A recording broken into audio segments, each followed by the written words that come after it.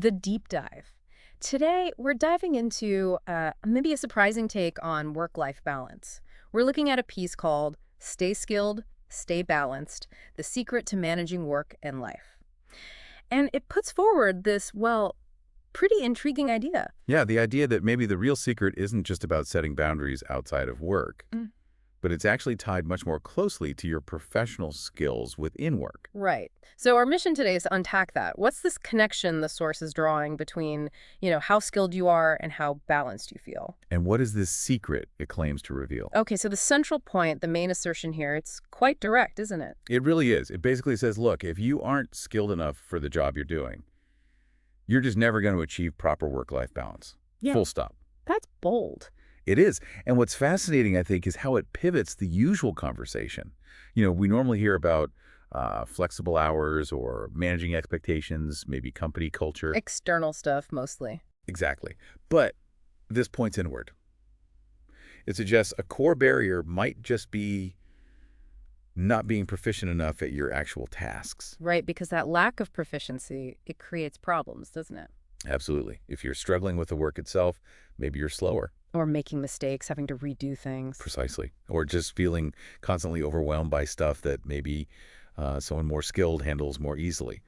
That inefficiency doesn't just stay neatly within your 9 to 5. No way, it spills over. It means longer hours, right? Longer hours, or maybe you finish on time, but you're just completely drained, stressed, can't switch off. Which totally eats into your personal life. It makes sense, actually. Mastery often brings efficiency. And efficiency gives you back time. Yeah. And probably mental energy, too. Okay, so if the problem, according to the source, stems from a skill gap leading to this sort of time and energy drain, what's the solution it proposes? What's the path forward? Well, the core takeaway seems pretty clear. It's about committing to continuous learning, upskilling. Ah, so it's not just about career growth then? Not solely, no. The source frames it as a direct strategy for improving your work-life balance itself. The thinking is, by getting better at what you do like, mastering a tool, improving project management, communication, whatever it is. Developing better workflows, maybe. Yeah, exactly. You become faster, more effective, probably less stressed, too. And that increased effectiveness, that frees up capacity. Right, which could mean less need for overtime or just a clearer mental separation between work and life when you do clock off. It definitely challenges the usual advice. It's less work smarter, not harder, and more. Maybe work more skillfully so you can work smarter. Yeah, something like that. And this is really relevant if you're listening and feeling constantly underwater. If work feels like it's taking up too much bandwidth, too much time. The source suggests pausing and asking yourself, honestly, is there a skill gap here?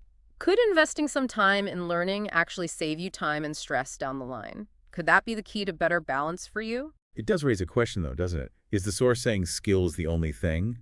Or is it more like a foundation?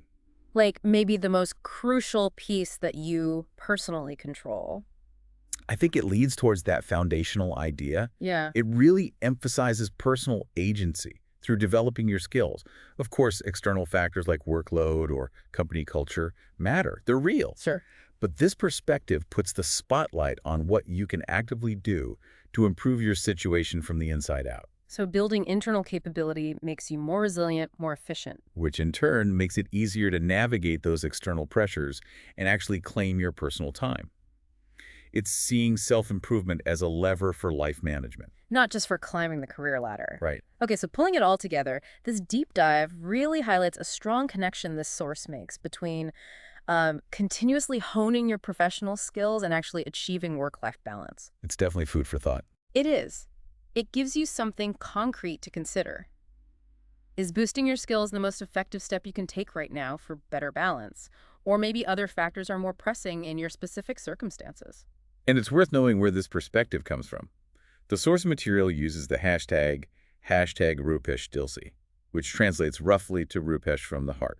Okay. It signifies that these are thoughts shared by someone named Rupesh Jain based on his own life experience. So it's presented as a personal insight, a lived perspective. Exactly. It's offered as one valuable viewpoint, grounded in personal experience, to consider alongside other strategies for finding that balance.